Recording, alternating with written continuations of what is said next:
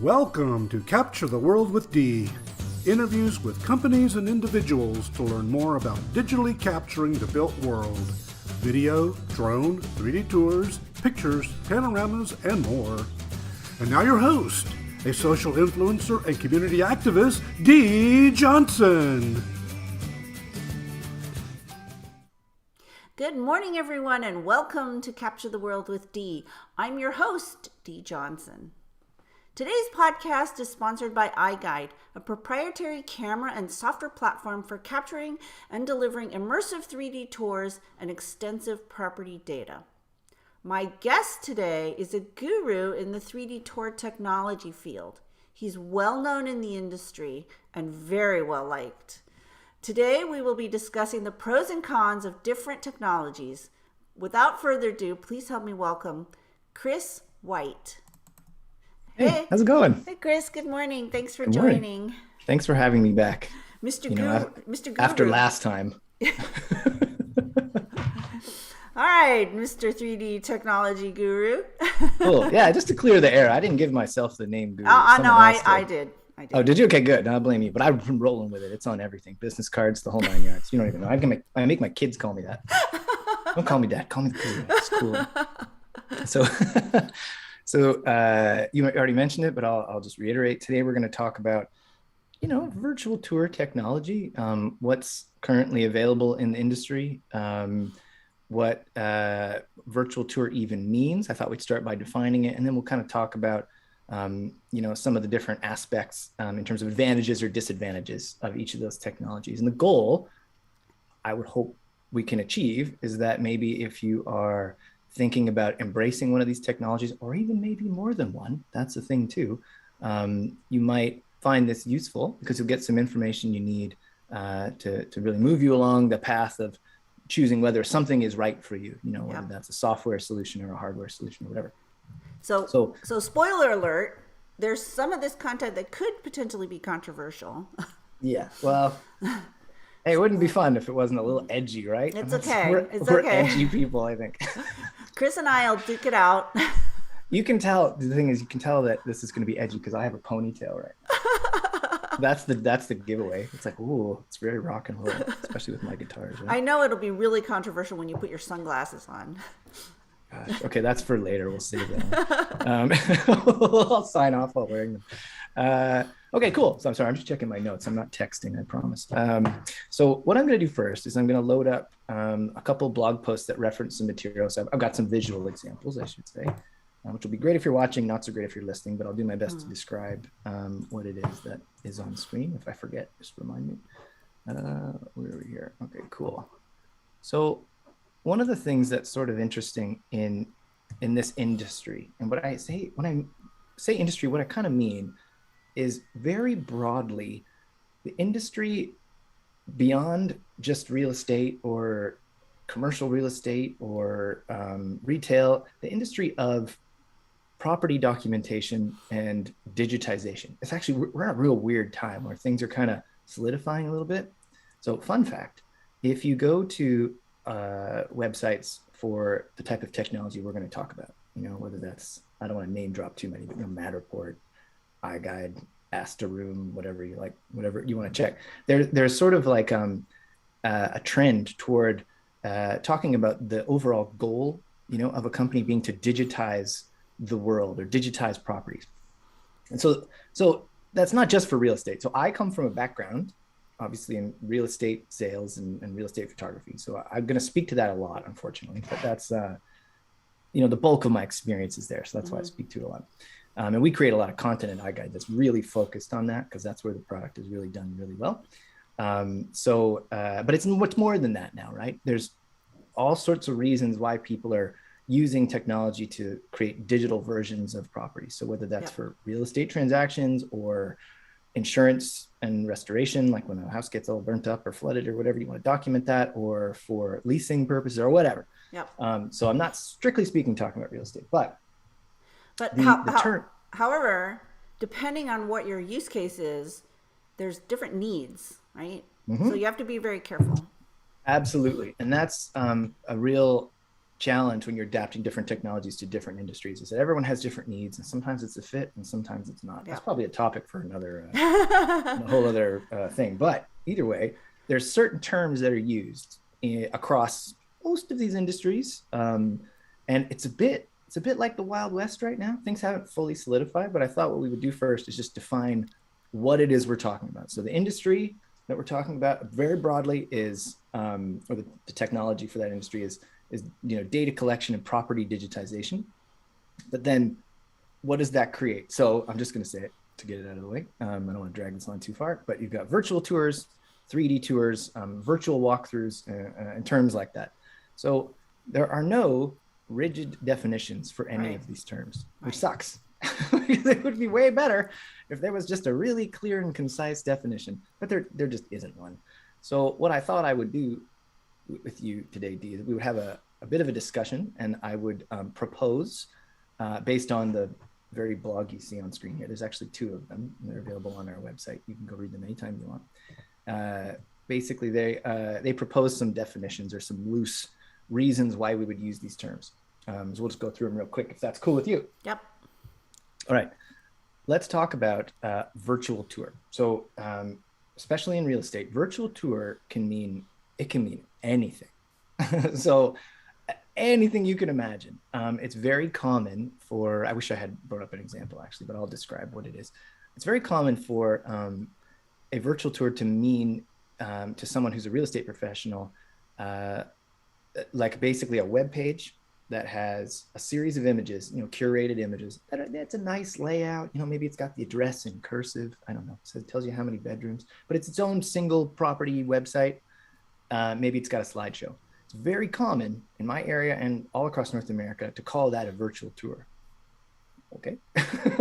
So that, strictly speaking, I would argue is indeed a virtual tour because it's giving you a tour of the property virtually online. It's just a slideshow, right? But It's a very well presented one, and it's giving people the information they want, and they're cheap. Well, they don't have to be cheap. Well, even if it's not well presented. So if it's just a bunch of 2D pictures of a property, that technically is a virtual tour because it's virtual and it's showing you the house, the property. Right. It's giving you a guided tour. So a lot of people say, well, no, that's just a slideshow. It's not a tour. Like the idea of a tour is that you're getting walked through the property. So when I used to shoot real estate, what I would do is I'd be creating a 3D virtual tour, like a separate thing. But I would also do still photos because you really have to do that for real estate marketing. You can't skip that. But the real estate photos, they're very much ordered in a specific way. Everyone's a little different, but you start at the beginning of the house and you kind of move through each room sequentially, one by one. So from start to finish, those photos, it's a slideshow, but they have an order, and that order matters. And that is a tour, right? Someone's taking you on a tour. In the event or in the scenario where it's a photographer, well, that's me. I'm taking you on the tour because I'm showing you the photos in the order that I might see. So I would argue that 100% is a virtual tour. Virtual tours can also be, sort of not confused, but associated with video as well, So this doesn't happen as much, but it's quite common to have a video walkthrough be referred to as a virtual tour. Yes. Which leads us right on to our next term, which is like a virtual walkthrough. So a virtual walkthrough is really confusing because it can mean all sorts of wacky stuff. So a video walkthrough, I think, is the most common thing that people refer to as a virtual walkthrough. And that's just a video that, moves through the property in some logical sequence. It's very similar to like a photo slideshow in order, and that, instead of photos, I'm showing you video, but I'm choosing the order in time that you would see those things to give you a sense of, movement through the property and seeing things bit by bit. And there are some advantages to that. Obviously, you get a better feel for space. You get a better understanding of the way things connect when you actually see the image, the video go from room to room. So that's cool. I was never really much into video walkthroughs. I'm not a video walkthrough expert, but there are some absolutely stunning examples of, I won't name drop anybody, but there's some people who really focus on that, and it's just amazing. But the video walkthrough can now get confused when we're talking about virtual walkthroughs with a virtual showing. So I don't know if you've seen this, but iGuide has one. There's a few others. So I can show someone a tour and remotely pilot it for them. Yeah. right? And this is a direct result of like COVID, because you can't obviously necessarily take someone on a guided tour of a home, but a virtual walkthrough can represent, like a screen share where I load up a tour, any company, doesn't matter what, and then I navigate the tour while you watch. So that's kind of new. I mean, relatively speaking, it's like a year and a half old or whatever, but in tech terms, that's an eternity, but but it's still newish, right? And I don't think that's going away. I think it's really common to have people, and we could get into the whole what's happening with, in terms of people moving around for reasons, but that idea that someone would, you'd connect online, maybe have a video call, and you would then load up something and then you would control what they see, is like normal now. That was kind of quirky and weird maybe a couple of years ago, but now that's just like an option, which is cool. But I think it's neat, actually. When I sold my house last year, there was not enough time in the day to get everyone in. It was a hot market, everybody wanted in there. So you have to adapt in those circumstances. And there's still lots of hot markets out there, right? Where you've got more people who want to see the property than can physically get in it. So, everything, virtual tours, virtual showings, and 3D tours, which we'll get to in a second, all help with that. We can get into that later. But 3D tours is the big one. So we'll move on. So anyway, we've got virtual tours, which is kind of an all-encompassing, anything will do. You could call anything a virtual tour, even a slideshow, but generally it's sort of a curated experience. Then you've got a virtual showing or a virtual walkthrough, which can mean video. It can mean a guided tour. And then you've got 3D tours. This is where it's going to get a little controversial. Just make sure my ponytail's still okay. So I think I'm going to start with a little background information on the term 3D. 3D means different things to different people. So I'll give you a bunch of examples. So a 3D television, do those still exist? Probably. That was a big deal for a while, 3D TVs.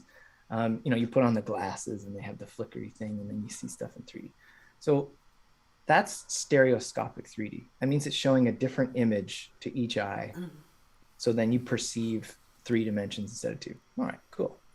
But then there's 3D renders. So a 3D render means a sometimes interactive, sometimes not, 3D representation of something, that with a render, it usually doesn't exist. It's from a computer, but you could think of it like a 3D model, so something virtual. So a video game, essentially, So it's not stereoscopic 3D. It's just like virtually created 3D and rendered in 3D. And usually it's navigable, meaning you can like spin it around and look up and look down and examine it from different angles. And that's what makes it 3D, is when you look at it from different angles, it shows you what it would look like if you were really viewing it. Yeah. Well, there's a lot of information that you can get from that. It's awesome. So we've got that kind of 3D, another kind of 3D, and then you have sort of a more immersive style of 3D, which can mean I'm not going to say VR is dead, but VR is certainly not. It didn't turn out to be what people maybe thought it would be, but VR is the kind of the best example of that. You've got a whole mishmash of stuff. You've got, immersive environments where you're seeing stereoscopic images, so different image for each eye, because you've got your big goofy headset on. Looking around. Nobody looks cool wearing a VR headset. I said it. That was controversial. Anyway, you put it on your face and you can see different. Anyway, so you get full 3D in that sense. And you can sometimes move around either 3D built environments like rendered ones, or even real ones that are captured in 3D. But the term 3D in property documentation has been used to refer to all sorts of weird stuff. So we'll go through it and then I'll propose what I think is the right definition, and then people can disagree with me on the internet, and that's what the internet's for. So it is what it is. So I'll give you a couple examples and we'll go from there. Okay, so we've got a tour that is a series of 360-degree images. Again, I wish I'd loaded one up. But Zillow tours like that, right? They'll have a little thumbnail bar and they'll have a main 360.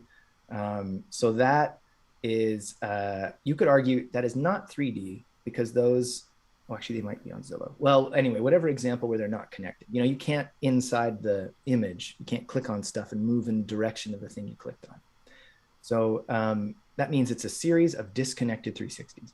So I would not call that 3D because there is no third dimension. That is 2D because you are viewing a 360-degree image, and it's a, that's it.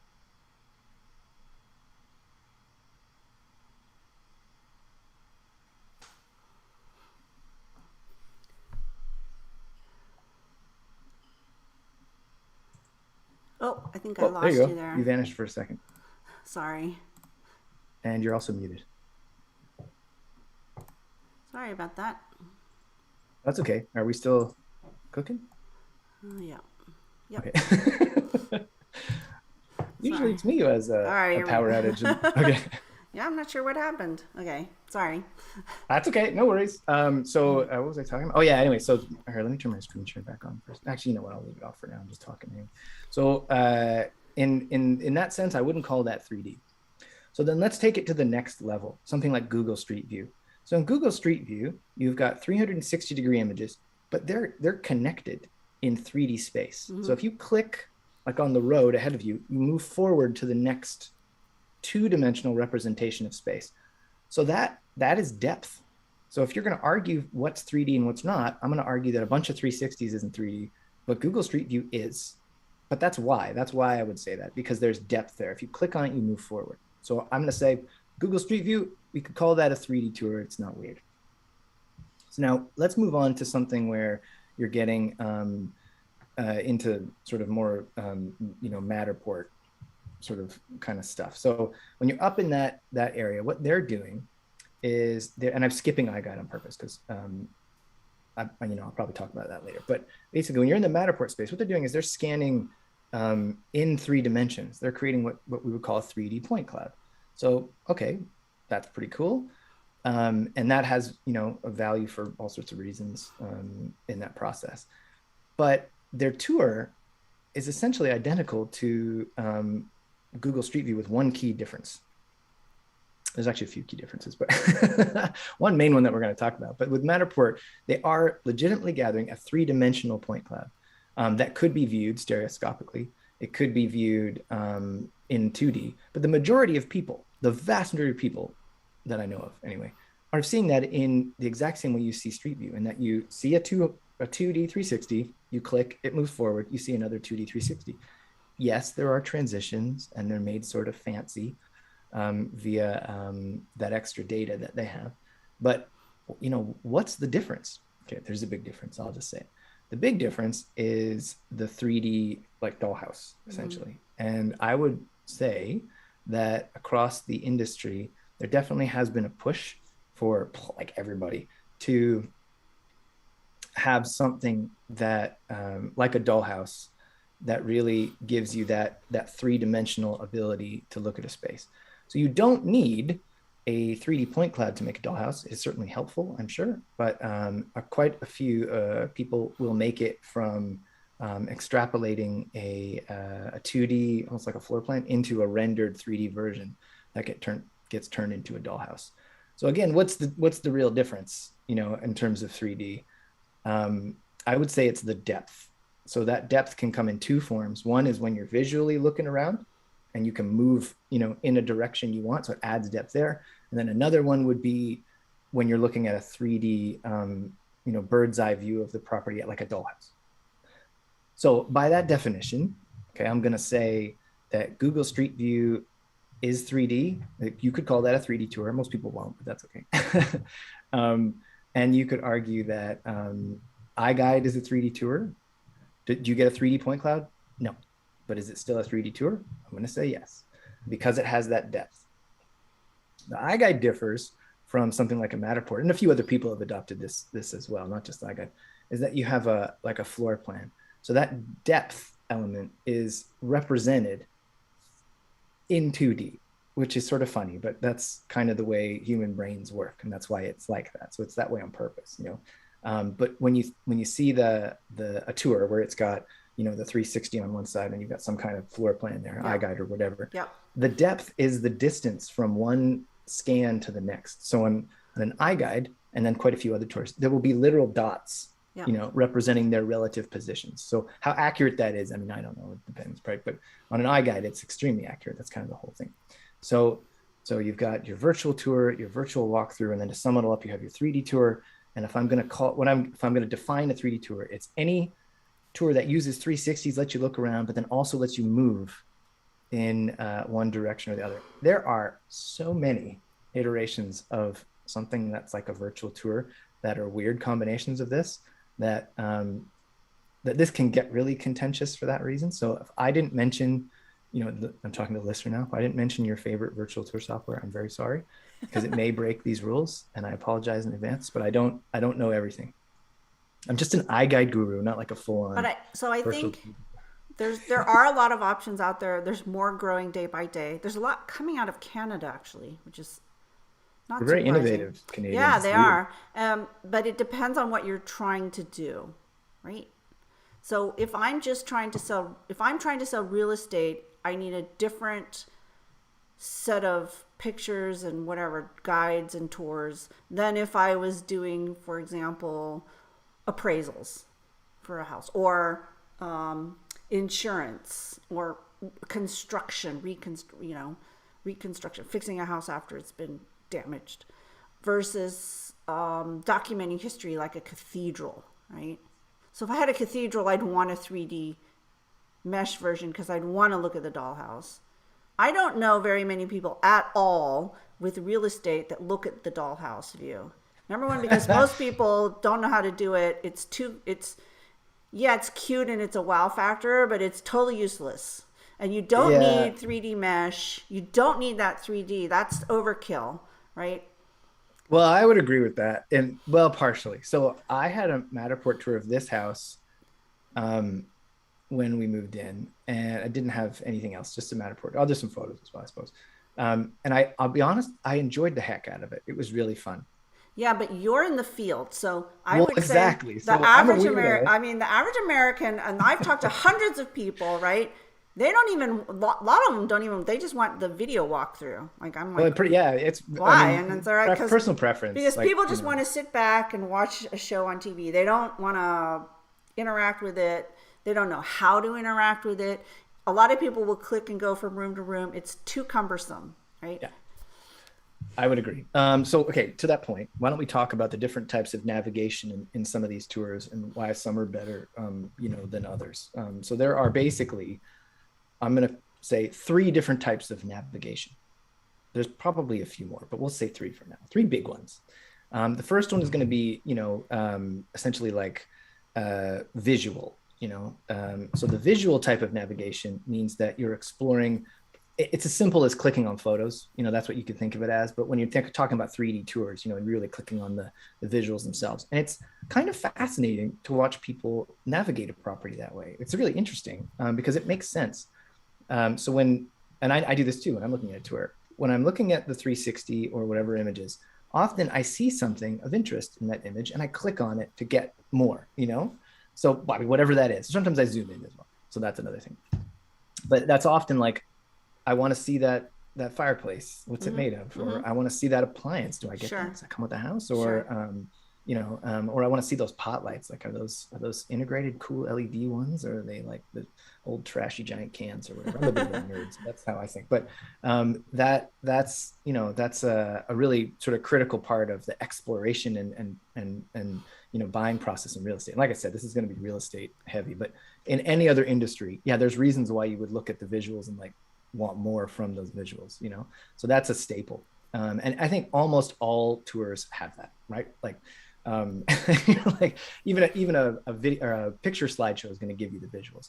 The difference between the photos and video and then tour is that you just get way more ability to explore in a tour. Yes, so I agree. So when you have a static 2D picture, you can only see what the picture shows you.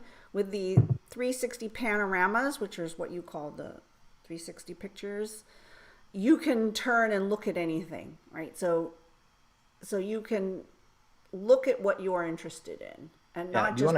There's a huge. Do you want a fun fact? I have a fun fact. Okay. Sorry, I just interrupted. So when I was a real estate photographer, what I found is that people really got hung up on the still pictures in terms of what they were trying to communicate, whereas the 360s were like, no one cared. They looked at them, but they didn't ask a lot of questions. So I figured it out. It's quite funny. So when you're taking a photo, you're composing like this very specific image. So everything in it seems like really important. Like the chair is just so, and the blinds are just so. So any little weird defects, and people be like, why is there a coffee mug on the table? That means something. Whereas with the 360s, it was so much more immersive that people would just kind of look around and they'd say, oh, look, there's a coffee mug. Like it wasn't a big deal because they felt like they were kind of in the space. It wasn't as a defined and framed experience, which is a good thing. I think it's great. To be honest, if you're trying to sell a house, having that immersive feeling, like would it feel like for me to live here and be in this room? I think that's much more important. I think there's a huge leap between a 2D picture and a 360 pano. Huge, right? Yeah. Yes. So in general, they both have their uses. So it's not like you can get away with one or the other. There was a kind of hope originally with, I got early on anyway, that, you didn't really need the still photos so much. You could kind of just have the 3D tour. Like it was good enough, but marketing doesn't work that way. You still need still photos to do things like make brochures. I don't know if people still use brochures, but they used to anyway. Like for most MLSs, you need at least one like still photo of the front of the house so that people can figure out what it is, right? But you can take still photos from 360s. Yeah, you can, absolutely. The funny thing is about that is that, almost all technology, which we'll get to in a minute, is like, for creating 3D tours, is like a Swiss Army knife. It's not that they're not meant, that they can't take still photos. It's that they're not really very good at it, So what we found with the iGuide service providers anyway, is that they can use the iGuide camera, but they never do. They always have a separate system that they use because you can just do more with it. But I'll give you a perfect example. So let's suppose you're standing in the middle of the room and you create a 360. Cool, you're done, right? You can get still photos from that. But that's really not a great place to take a still photo. Still photos are composed differently. They're typically like way back in the corner, kind of showing like the whole space, looking like an airplane hangar. So you could, if you wanted to, change the way that you capture with a Matterport or iGuide or whatever 360 camera you're using to get that kind of view. But that's often an afterthought. I mean, so Matterport tells its customers, scan the house and then go back and scan for photos. I'm like, no, because that takes too long. Like, no. Just pull out your DSLR. They're not that big now, There's a lot of different workflows. We found that most people will have started with still photos, so they already have that anyway if they've already got a business, because that's a great place to start. And then they'll move on, they'll go to video, they'll go to 3D tours afterward, and then so they've already got their whole workflow all set up. They don't want to like chuck their camera and start using this different one which looks different. And then there's a lot of client expectation as well. So if you're providing a certain style of photo, better or worse, it's personal preference. It's all subjective stuff, but it's difficult to say, oh, we're switching all the photos now, and then have people agree to that. Often they're like, no, I want those other ones you gave me. I like those, So it's hard I think it's important to have both, because if I'm looking at buying a house, I'm going to, first of all, weed out homes I'm not interested in. And that's where photos come in. Just show me the photos, quick, easy, 10 seconds per property. They have their place on mobile too, because they're fast, right? You can go to the images and just real fast. Whereas waiting for a tour to load and then trying to figure out what you're doing can sometimes be a little cumbersome. It's worth it if you're interested in the house. Yes. And once I found like a couple houses I'm really interested in, then the 360 panos are great. I can look at things in more depth. And then, of course, you want to go and visit the property. But I know people now that are buying properties without ever having stepped foot in them. Yeah, we hear stories all the time. There's a lot of, it's cooling down a little here now where I live, but there was a lot of competition. And if you can't physically get to a property and you're, say, like a desperate first-time home buyer and you just want in the market so bad, or you're from overseas, you can't physically get there. I mean, what other choice do you have, right? So that's where comprehensive property data really shines. I'm a big nerd. I love to see all the weird stuff, like all the electrical panels and everything. And when that stuff's documented, but kind of like set aside, but still available, I love it. It's so good. Either way, back on track. Yeah. What are we talking about? Oh yeah. Okay. So navigation. So you've got visual navigation, and we're going to talk about two more styles of navigation. So the first one I'm going to say, or the second rather, would be floor plan navigation. So this is very, very common. Both iGuide and Matterport have this as an option. This obviously much more prominent in iGuide, but floor plan navigation is really cool. It's my favorite. I'm going to be slightly biased on this one. So the reason that it's cool is that, or I'll explain what it is. So floor plan navigation is when you have some sort of visual, usually 360s, attached to a floor plan, and that floor plan is your guide. So it's your map. You're looking at a map and you think to yourself, okay, where do I go? It's just like being in a shopping mall. Do those still exist? Probably. I don't know. I haven't been in years, but they have the "You Are Here" map, and there's a big directory, and you're trying to find your way to the H&M, and you're like, where is it? Oh, there it is. Okay. So it's the same thing, except because it's virtual, all you have to do is interactive. You just tap on it. So you have your floor plan or your map, and you use it to guide yourself through the property. So that floor plan navigation is awesome because that is how people's brains work. They're like, here's my map. I want to go to the kitchen. You click on the kitchen. Okay, I'm there now. I can look around. And that is my preferred method. Maybe some other people like something else, but I really like that. When you have a really clear and well-labeled floor plan to go from, you can get the information you want very, very quickly. But I always want to know the same stuff about houses, so I can just get through them. I've got 5 or 6 houses to look at, and I want to know how many bedrooms, where are they located, and what do they look like. And I'm just going to go boom, boom, boom, boom, boom. Yep. But my wife has different priorities. She wants to know about the kitchen, okay, or maybe the garage or something. She'll have her own preferences with regards to what she wants to look at. But it's the same premise, right? You look at the floor plan, identify something based on like a label, tap on it, you go there, and you see the visuals. Now, where things get really interesting is when you combine those two things, but we'll get to that in a second. So floor plan navigation. Look at a floor plan, tap on where you want to go. It's awesome. Some people say teleport. I don't know if I'm cool with that, but. So I've always been a big proponent of this. I think this is the way of the future. Showing pictures, whether they're 2D, 3D, the panos, whatever, in a slideshow is like not the way to do it anymore. You got to have a floor plan. Like iGuide does this the best, in my opinion. They have a floor plan on one side. When you click on a button in that floor plan, they show you the image. It can be a 2D image. It can be a 360 pano, whatever. That's the way that we are going, and that's the way that photos for properties will be displayed. And I'll tell you a reason why this makes sense. Oftentimes you'll see pictures of bathrooms, and I'm like, I have no clue where this bathroom is in this house. Yeah. My husband was selling his parents' home. They had taken some pictures. I had been in that home, but it was like, I have no clue where that picture was taken because that's like a photographer's, 2D picture. Yeah. But if you had put it on a floor plan, I would have been like, and you can see the layout of the house. You can see which picture comes from where. It's key. This is the way. And then I don't have to go through the whole slideshow. I can just, like you said, I can just go and visit the rooms I'm interested in.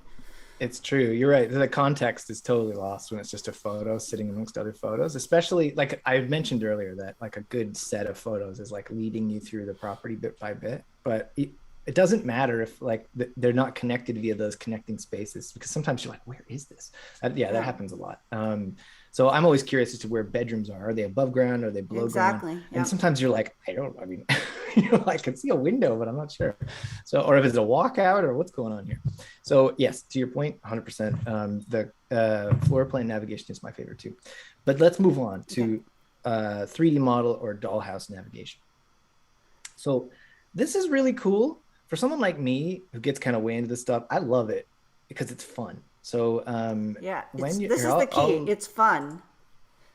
Well, yeah, whether it has lasting value or not, I don't know. But I'll share my experience. So I'll just load up a Matterport here for fun. Oh, I should have chosen one that was multiple floors. Oh well, too late. So anyway, we have a Matterport tour, right? And then rather than verbally describe this in its entirety, I'll kind of say that what I'm showing on screen right now is a 3D representation of the space built from 3D measurements that are a 3D point cloud. I can see 3D a lot. This works in terms of navigation, just like a floor plan does, in the sense that you see something you're interested in and you're going to click on it and you're going to go there. There you go. Yeah. So, cool, very cool. But Matterport also has the sort of top down method. But they don't do it side by side. You can use their SDK and program it. Correct. But that's the thing about iGuide is you need to have those side by side. Right? Yeah, well, so I was just going to say, yeah, okay, we'll get to that. But yeah, you're right, 100%. So basically the 3D model, it gives you something real weird that I like that I don't think anyone else cares about. So, and that's the ability to see multiple floors stacked. Now, I have no idea what value that has. I just think it looks neat. So that's just my 2 cents on that. Because this house, it had you could see the basement and then the first floor and then the second floor. Okay, I agree. It's cool. I was like, that's really neat. Do I need to know that now? Probably not. No, nice. You don't need that for retail, for residential. real estate. You would maybe want that for something like the Notre Dame, the cathedral, Perhaps you would. I don't know. I guess really when you're thinking about different use cases here, like, okay, if I'm navigating the property, like if I'm going to go to the cathedral and I want to know how to go from the first floor to the second floor or something, okay, cool. Maybe that's the best use for that. I'm not really sure. In a real estate context, I think it's just personal opinion. We'll get to that later. A little too much information, but I think the way these these different types of navigations are used together is critical. So you just mentioned this, that on a Matterport tour, you flip flop sort of back and forth. Like you go from floor plan and then you're reviewing the 360s, then you can go back to the Dollhouse and you can click in. It's a little cumbersome, if I'm being honest. It's very, okay. So there's a little tidbit here. You can hit the number 2 and that goes to the Dollhouse. So you don't have to keep, a lot of people just go and click on the little icon on the bottom left. You don't have to do that. But most people that I've seen do not know how to navigate efficiently through these. That's a problem, right? Yeah, it can be a pretty big, it can be a struggle. Once you get it, it's cool. Like once I figured it out for my house, I enjoyed exactly. it. Exactly. But most people who are buying homes don't know how to navigate, don't want to know how to navigate. They just want to look at, what does this house look like, right? Yep, I would agree. So let's just move right on. So so this is really good. This is what you've done here this is the way of the future. So what we've done here is we've got another example, but where you've got, floor plan navigation combined with visual navigation. I'll tell you how this works. And this isn't an iGuide exclusive. There's a few other people who do this, but I think iGuide does it the best. This is my personal opinion. But you've got a floor plan, so I can look at it and I can say, all right, I'm getting a feel for this place. I've got the master bedroom, got the bedroom over here. Okay, I'm obsessed with bedrooms. I'm gonna go over here and I'm gonna click on this. Visually, it takes me there. I hope you guys can see on my screen right now. But what I've done is I've clicked on the floor plan, I clicked on bedroom, and now I can see the bedroom in the 360. Yep. And now when I'm in here, I'm going to switch to visual navigation and I'm going to zoom in and I'm going to look at stuff. Yeah. And then, so I'm not going to just exclusively use floor plan navigation. I'm going to flip flop between the two. I'm going to go from floor plan. And then when I'm in floor plan, then I'm going to move around. And then after that, I'm going to go back to floor plan again. So, okay, the kitchen, got to check that out. Yep. And this works for me personally and a lot of other people because that means you don't get lost as much. I would say a majority of the people can handle this layout much better. Yeah, I would agree. The interesting thing about this is that it really opens up it really gives you a sense of the property as a whole really fast. Yes. And it really gives you the information that you want as quickly as you can possibly get it, which is awesome. Yep. Okay. Let me check my notes. How are we doing for time? Oh yeah, we got a bit of time left. Okay, so yes. So let's talk about, okay, so in terms of navigation, and they're all included in a 3D tour. You've got visual navigation, floor plan navigation, and like a Dollhouse navigation, and mixes of the three, There's a Goldilocks scenario that I'm kind of setting up here. I don't know if anyone else could tell, it's obvious. You've got, sort of cool, warm and hot, and there might be a good combination that works for you. I could argue it's iGuide right away, but I won't. I'll wait. You can form your own opinion. Okay, so let's talk about some technology real quick, because this is super confusing for people, and I think this would be helpful. So let me just load up. Is this it? There we go. Look, here's a picture. There's a bunch of technology in it. So some of this stuff's going to be very obvious to people. There's a Matterport camera on there. Mm-hmm. There's an iPhone. You've got a Ricoh Theta 2-lens camera with a Z1, and then you've got the iGuide, the newest version of the iGuide camera, which also includes a Theta. And they're all doing different things. Some are better than others. There's some advantages of, all of them have advantages. We can go through those literally right now. What you can capture with your phone is remarkable. I'll say that. And it's really interesting. Because you already have your phone usually. So that's very compelling. I would never say, oh, don't use your phone to capture stuff. Well, I mean, the barrier to entry it's not zero, but you already have your phone. So it's a good place to start. And phones are good at capturing things like obviously photos. You can sometimes do 360s with them. Without though additional technology to put your phone into, they're not really a good comprehensive solution for doing a whole property and necessarily creating floor plans and a 3D tour all in one go. Although you could technically do that if you were really determined. So let's just scroll down a wee bit and we'll go through a few bit by bit. What do we got? Well, we're starting with 360 cameras. Okay, so 360 cameras are quickly becoming like the way to capture information because the barrier to entry is relatively low. I mean, they're still expensive, but they're not like crazy expensive. The Z1 pictured here is, I think, one of the most expensive. It's in the $1,000-ish, give or take range. But there's, less expensive models.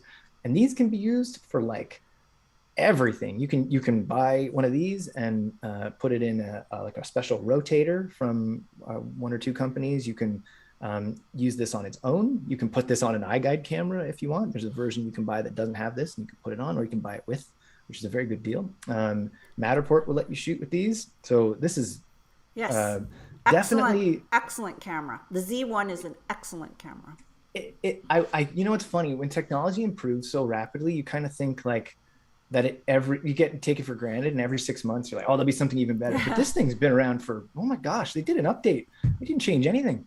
They didn't change the lenses or sensors or anything. They just updated like the internal memory. So it tells you that we've kind of hit a limit without getting bigger lenses and bigger sensors, which could happen. So but then that drives cost up. It's small, it's quick, compact, readily available. You could go buy one from B&H or Adorama or Henry's or whoever you want to buy a camera from, or Amazon.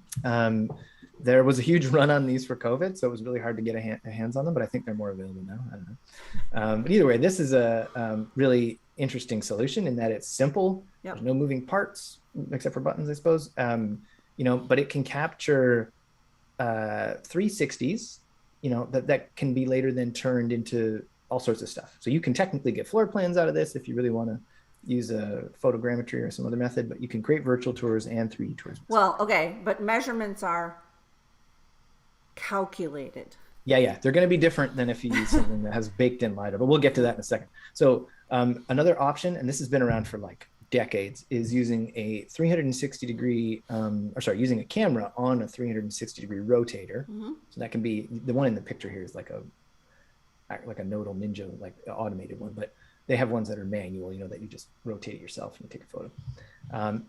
So there are some advantages to these systems in that they can create a 3D tour with really, really high resolution.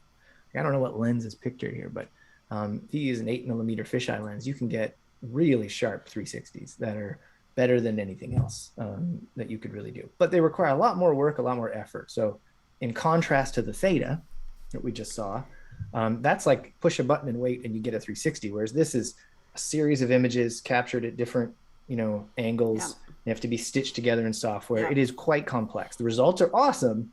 There's a lot more work. It's also expensive because you got to buy the DSLR. You got to buy the lens. Lenses are expensive.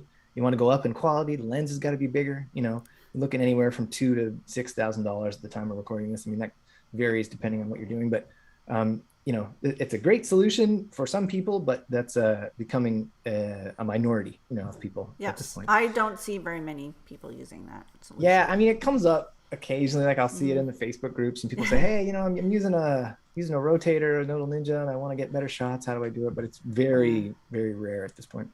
But then you've also got technology like a Matterport camera. So this is a unique piece of technology in the sense that what it's doing is it's doing essentially the exact same thing as the DSLR.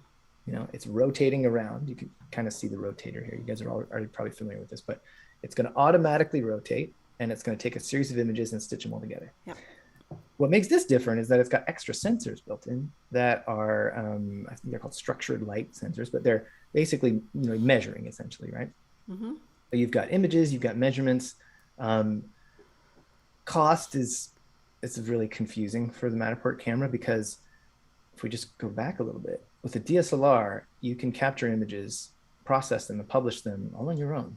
You do the same thing with the Ricoh 360, but with Matterport, you have to go through, the Matterport ecosystem, so the cost of the camera alone isn't.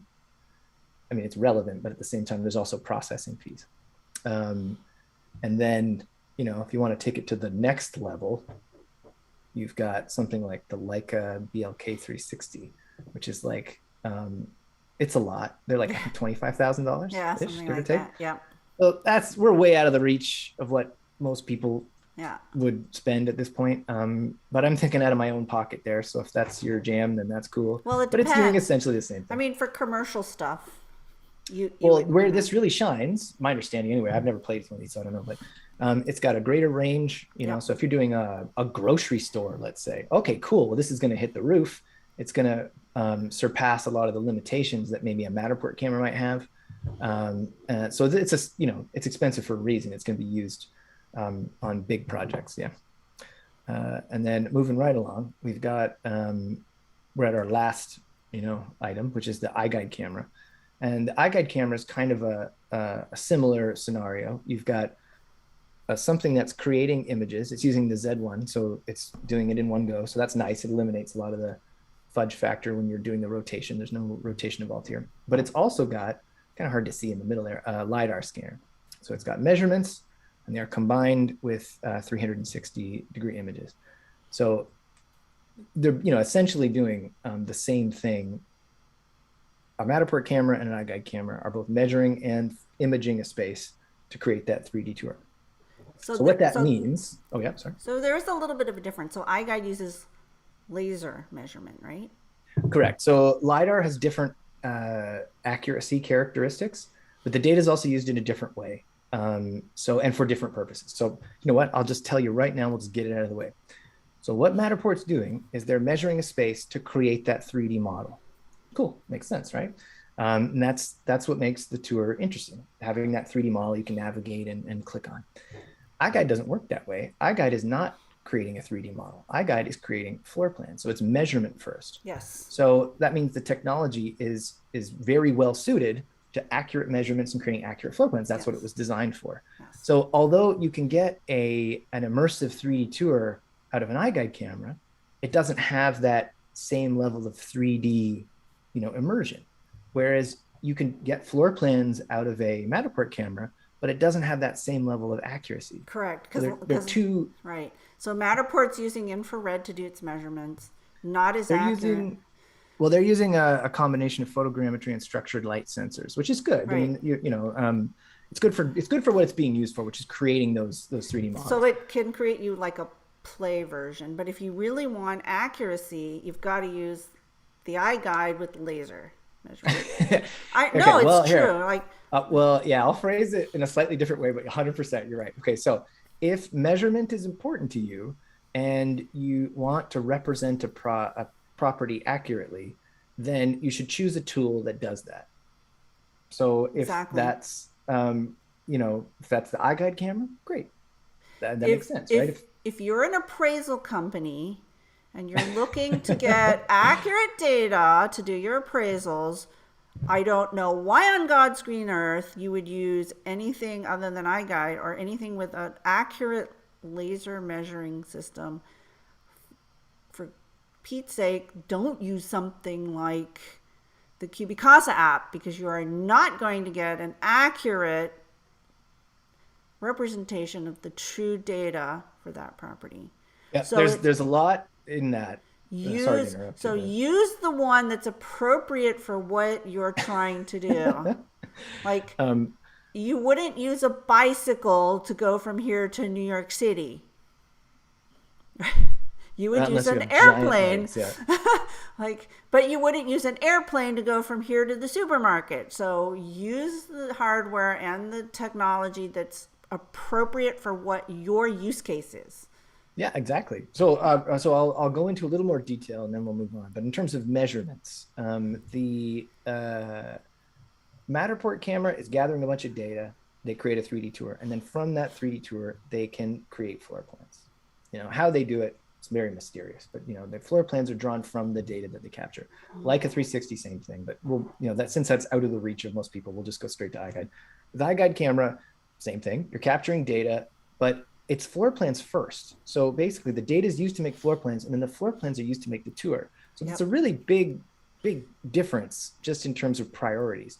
So Matterport's priority is very much like create an engaging, immersive experience online, which is super cool. But the iGuide focuses on representing the property accurately in terms of square footage and measurements by creating those floor plans, and that means interpreting the data. So the key difference with the data, and this comes up a lot, and this is a part of the controversial nature of 3D versus non-3D.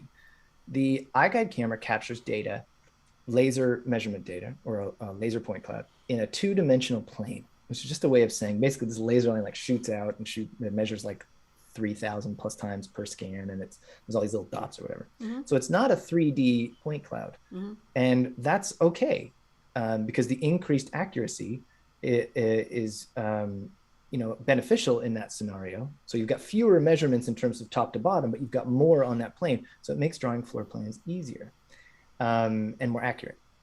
So because that's the priority, and because the point cloud is 2D, you could argue, well, that it's not 3D. It's a 3D tour, but we already talked about how 3D doesn't really mean a 3D point cloud. If it does to you, okay, that's fine. Yeah. But that 3D point cloud doesn't have a lot of value for some people. I'm going to argue the vast majority of people. And back into that Goldilocks scenario, that porridge is too hot. It's a little overkill. But this technology, the iGuide, was designed to create floor plans, and Matterport was designed primarily to create that 3D model that you saw. Okay, so are we doing for that? We have 9 minutes left. Okay, so it's opinion time, hot take time. Okay, I think I've giving my opinion throughout. You kind of did it already. But what I'm going to do is I'm going to propose a sweet spot or a middle ground. So we're gonna toss the 360 out the window because it's too expensive. Or put it in a special gold box because it's the Leica is like with the Pharaoh. I mean, if you're like exactly, some kind of surveyor or whatever. Pretty much, yeah. So that's very expensive technology. We can kind of skip that. Although that does have its place. If that's your thing, cool. And if you want to let me borrow one to play with it, please connect with me. So I think the sweet spot is what serves people best in the scenario that it's being used. So I can argue very strongly for a real estate scenario, because I worked in that industry for years, that if you want something that, really gets the job done, the job being marketing a property for a real estate professional and, giving information to people who are viewing the property so that they can make a decision about whether they want to see it or buy it or whatever, I'm going to argue that the floor plan first approach, or a virtual tour where you've got 3D tour, combined with the floor plan, is the absolute best way to go. It's my hot take. It's not because I work for iGuide, but I do, so there you go. And that has lasting value. There is a certain amount of argument for the Matterport tour for a few reasons. We can go through those real quick. I think we have a couple minutes. Realistically, when you are in a business where you are providing your client with a service, you give them what they ask for. So I've had a lot of cases where I'm on site, and I'm shooting a house, and the agent comes over and they're like, hey, do you do, and just insert whatever random thing they're just kind of interested in that point. Do you do walkthrough videos, or do you do talking head videos? Can we do an interview? And I'm like, yes, I'll do that, but I don't have mics or anything. We'll have to set this up, right? But if someone's asking you for Matterport, okay, it's a very easy thing to think, well, I'll just give them Matterport. And the barrier to entry can be quite low because you can use a Theta Z1, you could buy one and you could create Matterport. Okay, cool. But at some point, if you find that what people are asking for is, accurate measurements and square footage becomes important. Okay, well, the iGuide is a no-brainer. Yeah. It doesn't have the same brand recognition, but that it will come up at some point. So that's where the iGuide camera system really shines, is when you want that 3D tour, you want that immersion, but you also want it combined with accurate measurements. And then on the low end, so we're going to do a comparison. We're going to do sort of straight up photos only. We're going to do we're going to say 3D tour with floor plans, and then we'll say 3D tour with Dollhouse. I'm going to say the sweet spot is right in the middle, where you have a virtual tour that includes floor plans, but that also includes something else to add a little sizzle. So it's usually just photos, but it can be anything. Some people specialize, I think I mentioned this earlier, in video or aerial. That's a big thing, like drones, right? But that seems to be, from my experience, the sweet spot, the killer combo. If you can get really solid measurement data and combine that with an immersive 3D tour so people can really get in that property and explore it, and it's easy to navigate. And then you can, combine that with something with a little sizzle, like a little bit of video. That seems to be where it's at in terms of property marketing right now. And I can see things kind of moving in that direction going forward, where you're going to have a lot of this stuff, just like the way an iGuide is set up, integrated so that it's all kind of coming together on one listing portal. Okay, what do you think? So for real estate, I think it varies. I think here where I live, real estate's more expensive. So you want definitely professional photography. I think Zillow for me would be the best. You use the Theta Z1, you get excellent resolution on your pictures. It's completely free to upload to Zillow. You can actually use it to bump up the priority of your listing. They're coming out with floor plans, the whole concept of the floor plan mapping where the pictures were taken. So that's what I would say. You travel 30 minutes south of here to Santa Cruz. The real estate there is less expensive.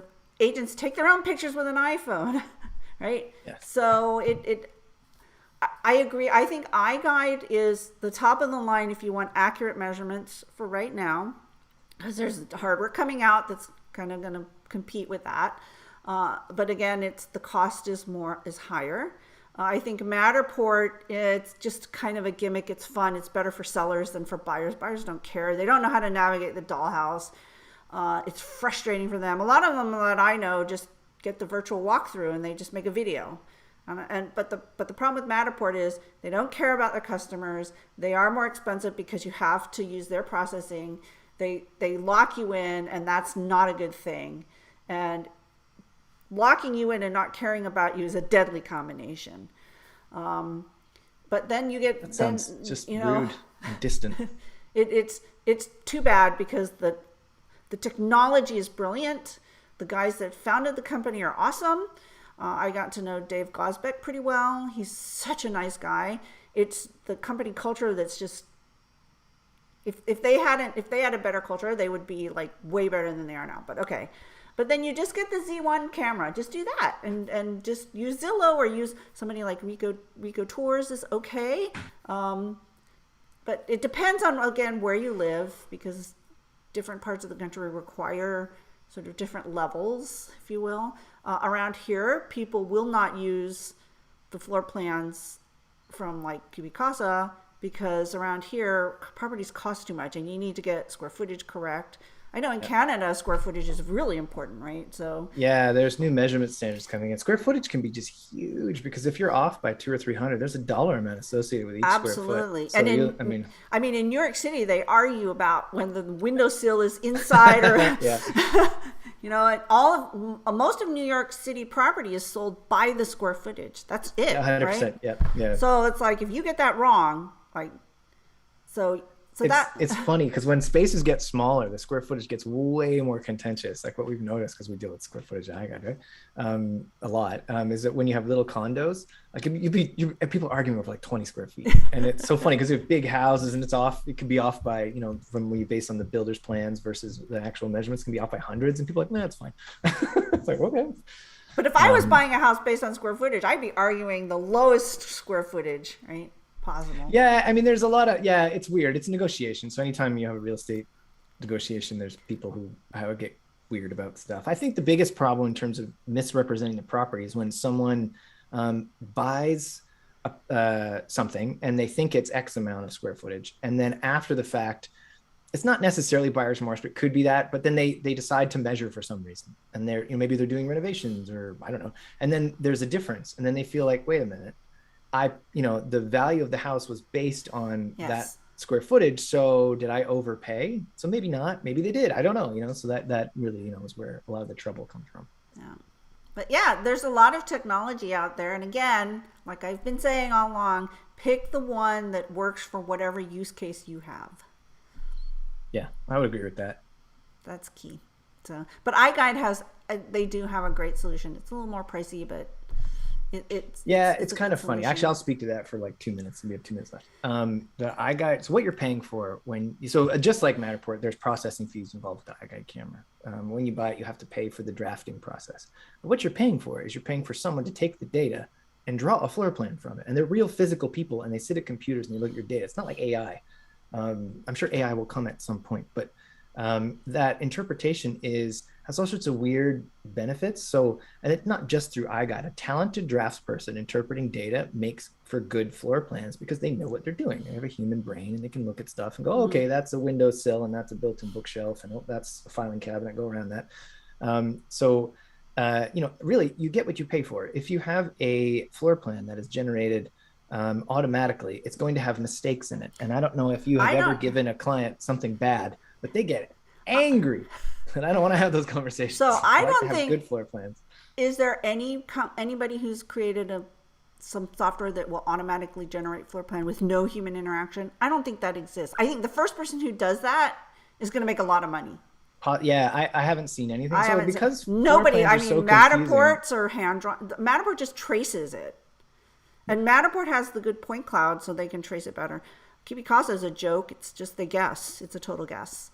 So nobody that I know has automated. I know they're working on this. I'm not aware of one. It makes sense. I'm sure everyone is working on it. There's university projects that are working on this, but it's a hard problem to solve. Is that our hot take? The first person who comes up with AI floor planning is going to win the internet? Absolutely. Makes sense. Yeah, it's hard. Actually. It's really hard. But who thought we could make self-driving cars, right? I know, right? It's like the future or whatever. We do video calls with people like we're in Star Trek. It's great. I'm waiting for the teleporting, and I'm waiting for when my iPhone can cook me dinner. I want on Star Trek when they have like the little thing that makes the food. What's that called? A replicator or something? It makes food. And then just my cup of tea appears and I can just drink it. That'd be great. Yeah, that's what I want. Get up to go make coffee. Yeah, I know, right? Not the future. Can you imagine if food just appeared? We'd be like, we're lazy enough as it is. We'd be like super lazy. Yeah, I'd have to work on a treadmill, I guess. That would be the compromise. More sitting for me, I suppose. Oh, that's fair. So I think that's it. I think this has been a great discussion. Again, a little bit controversial. I've given my opinion way more than I normally would, but it's been fun. Thank you, Chris. You're always awesome bundle of knowledge, and I really enjoy having you. I hope everybody watching has learned a lot, just like I have. Thank you for having me. It was great. All right. Take care, everyone, and I will see you again in 2 weeks. Be safe. Bye-bye.